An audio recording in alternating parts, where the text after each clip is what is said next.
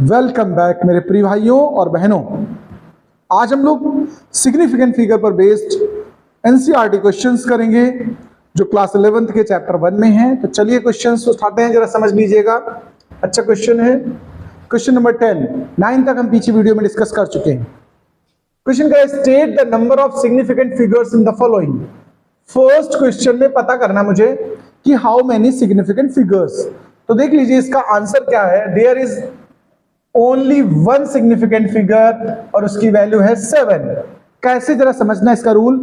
ध्यान रखिएगा, अगर कोई डेसिमल वैल्यू वाला है जिसके डेसिमल प्लेस से आगे नॉन डेसिमल नहीं गिवन हो, तो जितने भी डेसिमल के बाद जीरो होंगे वो नॉन सिग्निफिकेंट होंगे। इस तरीके से इसमें केवल और केवल एक ही सिग्निफिकेंट फिगर है जिसका नाम 7 है। इस वाले में देख लीजिएगा, ध्यान रखना पावर्स कुछ भी चढ़ी हो, पावर का सिग्निफिकेंट फिगर से कोई मतलब नहीं होता है।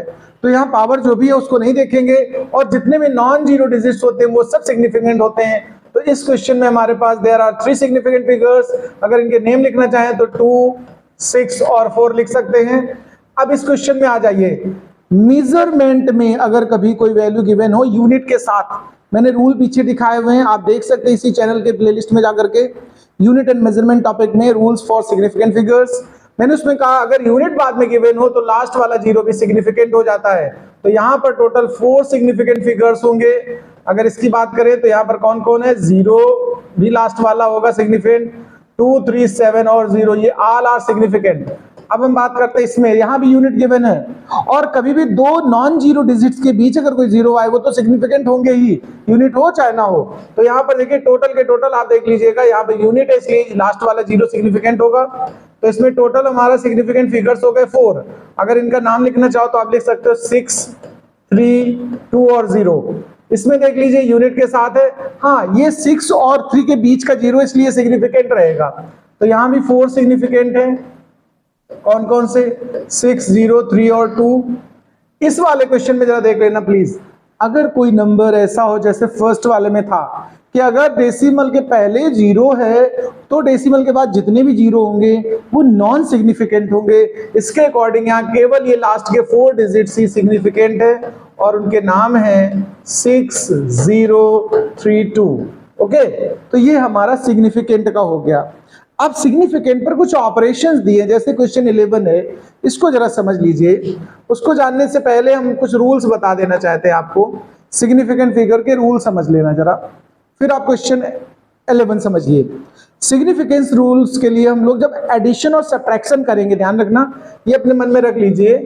एडिशन या सब्ट्रैक्शन के समय जो रिजल्ट होगा, result leave least decimal place, यानी कहने का मतलब जो हमें नंबर्स गिवन होंगे उसमें जिस नंबर के पास डेसिमल के बाद सबसे कम वैल्यूज हो उस तरह से आंसर हमें राउंड ऑफ करके छोड़ना है। लेकिन अगर मल्टीप्लिकेशन और डिवीजन वाला कॉन्सेप्ट सीख रहे हैं आप, मल्टीप्लिकेशन या डिवीजन का क्वेश्चन कर रहे हैं, तो तरीका समझिएगा। उसमें ये देखना है जिस नंबर के पास सबसे कम सिग्निफिकेंट फिगर्स हों, यानी जैसे सबसे लीस्ट सिग्निफिकेंट फिगर जिसके पास होंगे हमें आंसर उतने ही लीस्ट सिग्निफिकेंट फिगर्स में छोड़ना है। यानी answer levied least significant figure. देखिए दोनों में थोड़ा सा अंतर है, यहां सिग्निफिकेंट फिगर को ध्यान दिया जाएगा डिवीजन और मल्टीप्लिकेशन में, और एडिशन सब्ट्रैक्शन में हम डेसिमल प्लेस पर ध्यान देंगे। तो चलिए ये रूल अपने पास नोट कर लीजिए। अब हम क्वेश्चन नंबर अगला समझा रहे हैं, उसकी हेल्प से आप इसको समझ पाएंगे। क्वेश्चन 11 पे बात करता हूं। The question 11 is says that length, breadth and thickness of rectangular sheet metal are these and these 3 numbers हैं। Give the area and volume, correct significant figures.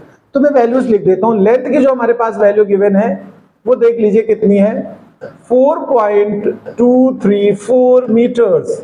Breath हमारे पास कितना गिवन है, 1.005 मीटर्स।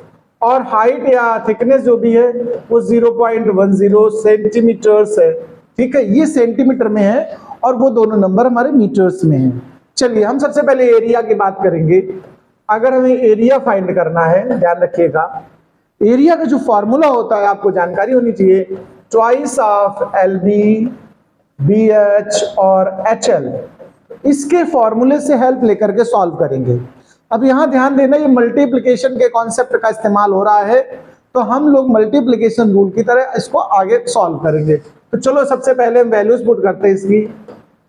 2 और लेंथ की वैल्यू पुट कर लीजिए, कितनी है हमारे पास 4.234 मल्टीप्लाइड बाई ब्रेथ 1.005 प्लस, अब ब्रेथ रख लीजिए 1.005 मल्टीप्लाइड बाई हाइट। अच्छा सुन लीजिए, सेंटीमीटर्स में हाइट मत यूज करिएगा, इसमें 10 टू द पावर -2 कर लीजिएगा।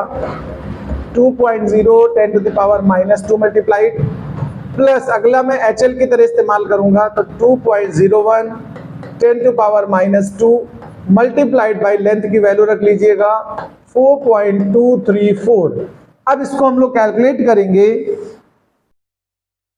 After solving we places the value is this. अब देखिए यहां पर सिग्निफिकेंट फिगर्स बहुत ज्यादा हैं, कितने हैं 1 2 3 4 5 6 7 8, लेकिन जो हमारा डेटा गिवन था इसके पास कितने सिग्निफिकेंट्स हैं देख लीजिए भाई 4 है, इसके पास कितना है 4 है, और इसके पास कितना है केवल 3 सिग्निफिकेंट है। तो जिस डेटा के पास सबसे कम सिग्निफिकेंट फिगर्स होंगे हमें आंसर उस तरह से कन्वर्ट करना है, यानी हमें 3 सिग्निफिकेंट फिगर्स चाहिए आंसर में। तो इसको राउंड ऑफ करते हैं। राउंड ऑफ करना आप सीख ही चुके होंगे, अदरवाइज आप देख लेना, इसमें प्लेलिस्ट में राउंड ऑफ करना भी सिखाया, पीछे पड़ा वीडियो। जैसे अगर 5 से ग्रेटर नंबर है तो उसको +1 लेट करके अपर वाले नंबर पे ले जाते हैं। तो चलिए इसको +1 बढ़ा लीजिए यहाँ पर, तो 72094 और 8 हो जाएगा। फिर इसको इसके ऊपर वाले +1 कर लीजिए 8.72095। अच्छा सुनिए, जब 5 हो उसको राउंड ऑफ करना हो तो उसके जस्ट ऊपर वाले नंबर पे हम सोचते हैं। अगर ऊपर ऑड नंबर है तो +1 करिए, और अगर इवन है तो 5 को लीव कर दीजिए। फिलहाल यहाँ ऑड है इसलिए इसको जब राउंड ऑफ करेंगे तो +1 इस पे हो जाएगा। 8.720 +1 इसमें करेंगे तो कितना बनने वाला पता है, ये 10 मतलब यहाँ 1 ऊपर आ जाएगा, तो ये वैल्यू आई। लेकिन अभी हमारे पास अभी और सिग्निफिकेंट चल रहे हैं तो इसको और राउंड ऑफ करिए, दोनों लास्ट में देख लीजिए 8.720 तो लीव कर दीजिए, फिर 1 है तो चूंकि 5 से लेस होते हैं तो उसको हम लीव ही कर देते हैं राउंड ऑफ करने में। तो ये जो फाइनल लीव करके आप आंसर बनाएंगे तो 72। अब देखिए इसमें कितने सिग्निफिकेंट फिगर्स हैं, there are significant figures are 3। तो हमें आंसर चूंकि 3 सिग्निफिकेंट फिगर्स में देना था, इसलिए हमारा accurate answer 8.72 metre square unit होगी आपकी एरिया की। अब ऐसे हमें वॉल्यूम के लिए सॉल्व करना, देख लीजिए इसमें क्वेश्चन हमसे वॉल्यूम भी पूछा है, तो इसको आप नोट कर लीजिए, मैं इसको इरेज कर देता हूं, हम वॉल्यूम की बात करने वाले हैं। तो वॉल्यूम निकालने के लिए हम लोग फार्मूला यूज करते हैं LBH। ध्यान रखिएगा L, B और H तीनों को अगर आप कंपेयर करेंगे तो सबसे कम सिग्निफिकेंट फिगर हमारे हाइट के पास है, वो 3 है, यानी हमारा जो फाइनल आंसर लीव किया जाएगा वो 3 सिग्निफिकेंट फिगर्स के लिए होगा। फिलहाल सबकी वैल्यू रख लीजिए, लेंथ की वैल्यू मीटर में गिवन है उसको एज इट इज रख लीजिए 4.234, ब्रेथ की वैल्यू भी मीटर में है 1.005, और हाइट सेंटीमीटर में थी, या तो आप 10 टू पावर -2 से मल्टीप्लाई कर लें या फिर 100 से डिवाइड कर दें, ये मीटर में कन्वर्ट हो जाएगा। अब हम इसको जब सिंप्लीफाई करेंगे तो हमें क्या रिजल्ट मिलने वाला आप कैलकुलेट करिए। तो हमारा कैलकुलेशन के बाद जो वैल्यू आ गई है देख लीजिए जरा, 0.0855289। इसमें बहुत ज्यादा सिग्निफिकेंट फिगर्स हैं, इनको राउंड ऑफ करना है। इसमें वैसे हैं कितने सिग्निफिकेंट, अभी काउंट कर लीजिए 1 2 3 4 5 6 सिग्निफिकेंट फिगर्स हैं। ये अपर वाला 0 सिग्निफिकेंट नहीं है, ये ध्यान रखना। फिलहाल हमें इसको रिड्यूस करके कितने पे ले जाना है, 3 पे। 3 डिजिट्स होने चाहिए सिग्निफिकेंट। तो चलिए इसको राउंड ऑफ करिए, ये 9 हो जाएगा। 0.085529, अब इसको रिड्यूस करिए, ये 3 हो जाएगा। 0.08553, फिर इसको रिड्यूस करिए, देखिए तो इसको लीव कर देंगे आप, तो 0.0855 हो गया है। अब ये 5 आया हमारे पास, इसके ऊपर ये नंबर कैसा है, ऑड है, इसलिए +1 आगे बढ़ा लीजिए। लेकिन हमें 3 डिजिट सिग्निफिकेंट चाहिए, सॉरी, तो यहीं पर हम इसको लीव कर देंगे। यहाँ काउंट करें कितने सिग्निफिकेंट फिगर्स हैं, 3, तो हमारा आंसर आया 0.855 मीटर क्यूब। सिग्निफिकेंट फिगर्स में बस यही देखना होता है, जिस नंबर के पास सबसे कम सिग्निफिकेंट फिगर्स हैं उसके हिसाब से मुझे आंसर लीव करना होता है। तो चलिए हम लोग क्वेश्चन नंबर 12 देख लेते हैं, ये भी अच्छा क्वेश्चन है। The mass of a box measured by grosser's balance is 2.30. देखिए बैलेंस का मास हमारे पास है, मास ऑफ बैलेंस वो गिवन है हमारा 2.30 kg. Okay, next 2 gold pieces of masses. देखिए पहला गोल्ड पीस का मास हमारा कितना गिवन है, यहां पर देखो 20.15 ग्राम. ओके, ग्राम में है. अगला हमारा कितना है, देखो M2 वो है 20.17 gram. Okay, what is the total mass of the box. अब इस समय टोटल मास हमें पता करना है. ठीक है, टोटल मास फर्स्ट पार्ट में हमें फाइंड करना है. ठीक है, तो चलिए इन सबको सम कर दीजिए. ये केजी में है, ये ग्राम्स में. तो सम जब भी करेंगे आप तो सब केजी में कन्वर्ट कर लें. तो इसमें थाउजेंड्स डिवाइड कर दोगे तो 3 डिजिट ऊपर चला जाएगा हमारा डेसिमल. तो ये आएगा 0.2015. यहां भी वही सिचुएशन आ जाएगी 0.02017. इनको ऐड कर लीजिए, 5 और 7 12, ये 3 हो जाएगा, ये 0 आ जाएगा, ये 4 आ जाएगा, ये 3 आ जाएगा और ये 2 आ जाएगा. वैसे इतना केजी आ गया, बट यहां पर सिग्निफिकेंट नंबर्स देखिए, ऊपर वाले के पास 3 है, इसके पास 4 है और इसके पास 4 है. तो हमें आंसर 3 सिग्निफिकेंट फिगर्स में ही छोड़ना है. तो चलिए हम देख लेते हैं, इसको राउंड ऑफ करते हैं. तो 2 को पहले राउंड ऑफ कर दीजिएगा, ये 4 से लेस वैल्यू होती है इसलिए कुछ नहीं होगा. फिर 3 को राउंड ऑफ करिएगा तो वो भी छूट जाएगा, 0 आएगा. अभी हमारे पास 4 सिग्निफिकेंट चल रहा है, तो इसको हम जब लीव करेंगे तो दिस केजी आंसर आ जाएगा हमारा. इस तरीके से हम इसको यहाँ पर लीव करने वाले हैं. अभी इस प्लेस पर हम लोग आ चुके हैं. अब हम लोग इसके आगे कॉइन के डिफरेंस की अगर बात करेगा, डिफरेंस चाहिए हमें दोनों के मासेस का.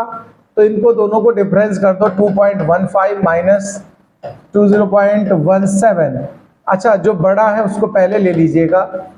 तो 20.17 माइनस 20.15, जब इसको डिफरेंस करेंगे तो 0.02 ग्राम आपका ये आंसर आ जाएगा. यहां पर जब ऐड और सब्ट्रैक्ट करते हैं तो हम लोग देखते हैं डेसिमल प्लेस वैल्यू. यहां पर जितनी डेसिमल प्लेस वैल्यू, जैसे यहाँ 2 डिजिट, यहाँ 2 डिजिट, यहाँ 2 डिजिट, तो हमारा आंसर डेसिमल के बाद 2 डिजिट्स का होना चाहिए बस.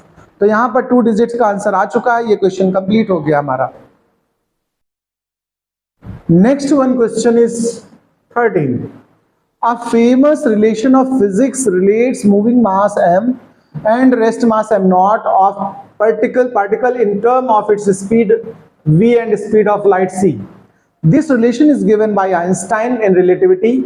A boy recall the relation almost correctly but forgot where put c. यानी ये क्वेश्चन, ये फॉर्मूला जो है वो आइंस्टाइन ने रिलेटिविटी के लिए दिया है. ये रूट है हाफ पावर, मतलब एक बच्चे ने इस फॉर्मूले को सोचा और लिखा तो लिख तो ये पाया, अब वो भूल गया कि c की वैल्यू कहां पर पुट की जाए और कैसे पुट की जाए. c होता है speed of light in vacuum, speed of light in vacuum. तो चलिए अब हम इस बच्चे की हेल्प करना चाहते हैं कि इसको कहां पर पुट करें. तो देखिए, according to dimension theory, if 2 physical quantities are added or subtracted then they must have similar dimension. okay, अब यहां पर जरा आप गौर से देख लीजिएगा, here 1 and v square are added. ध्यान रखना प्लीज, added. ये जरा इस जगह गौर करिएगा आप. क्वेश्चन फिर एक बार समझ लें. क्वेश्चन कह रहा है कि आइंस्टाइन का जो रिलेटिविटी कॉन्सेप्ट है उसका एक फॉर्मूला है m is equal to m naught और फिर आगे समथिंग. m होता है काइनेटिक मास या मूविंग मास और m नॉट होता है रेस्ट मास. एक बच्चे ने इस फार्मूले को लिखा तो, लेकिन वो भूल गया कि c की वैल्यू कहां पुट करनी है. आपको हेल्प करनी है सही बनाने में. तो देखिए, हमने यहां पर देखा m से m तो ठीक है, हमने सामने डायमेंशन बैलेंस हो रही है. डायमेंशनली हमें चेक करना है. LHS की डायमेंशन m है और RHS की भी यहां से m आ रही है, इतना ठीक है. यानी कुछ ऑर्डर यहीं पर गड़बड़ है. अब यहां देखिए, हम लोग प्रिंसिपल ऑफ होमोजेनिटी जानते हैं. होमोजेनिटी प्रिंसिपल के अकॉर्डिंग अगर 2 नंबर आपस में ऐड किए गए, मतलब कोई क्वांटिटी ऐड है या सब्ट्रैक्ट है या कंपेयर की गई है, तो उनकी यूनिट और डायमेंशन सेम होनी चाहिए. अब यहां पर ये प्रॉब्लम आ गई, ये v स्क्वायर है, तो अगर इसके डिवाइड में c भी स्पीड है और v भी स्पीड है, ध्यान रखिएगा. अगर इसके डिवीजन में हम लोग c स्क्वायर पुट कर दें तो डायमेंशनली पूरी बात करेक्ट हो जाएगी. कैसे, जरा देख लो भाई. ये ऊपर भी वेलोसिटी स्क्वायर है, नीचे भी वेलोसिटी स्क्वायर हो गया। डायमेंशनली ये भी डायमेंशनलेस है और 1 तो नंबर है, ये भी डायमेंशनलेस है। तो अब ये पूरा इक्वेशन हमारा करेक्ट हुआ, यानी उस बच्चे को यहाँ v स्क्वायर के डिवाइड में रखना चाहिए। ये आइंस्टाइन द्वारा दिया गया रिलेटिविटी कॉन्सेप्ट है, इसको भी याद कर लीजिए।